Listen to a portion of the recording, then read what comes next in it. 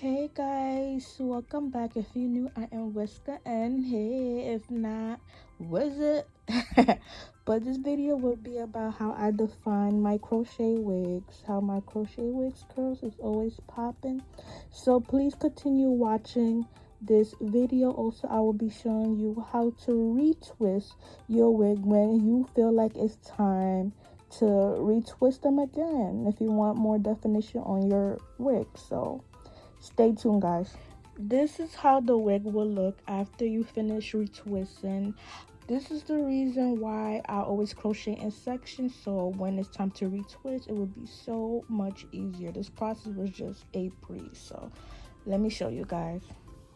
So there's no particular side where I start, honestly, but when I do start, I always start from the edge.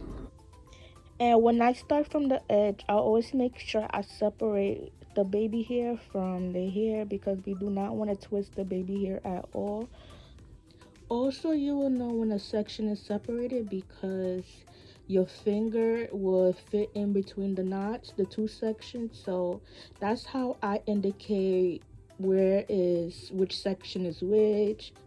When I crochet my wigs, I always try to make sure the sections are pretty obvious and wide, but not that wide, at least finger width wide, because you know it really makes life easier when it's time to retwist. Also, if you're having a hard time finding a section, don't stress about it. Just grab you a good amount of hair, make sure it's even, and then twist it, because our main goal is to have nice popping twist. So don't worry about it if you're having a hard time finding a section. And it will be way easier if you do have a mannequin head. I am twisting on a styrofoam head. I got that at the beauty supply store for like probably less than $5. So it makes life easier when it's on a head.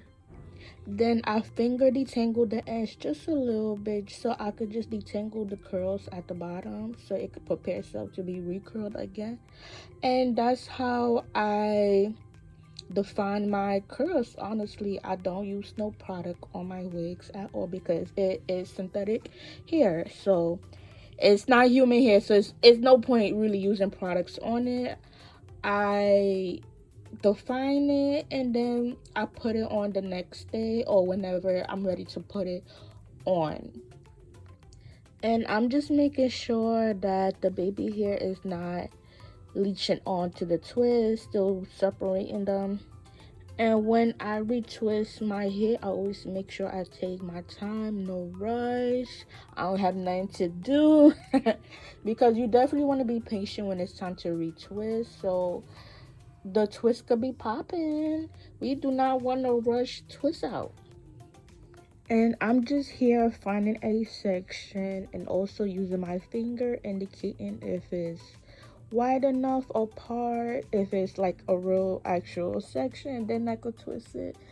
And that's about it, guys. Like I said though, if you are having a hard time finding a section, just find a good amount of hair, get you a good amount of hair, make sure it's even, and then twist it, because at the end of the day, the most important thing is having a nice twist out.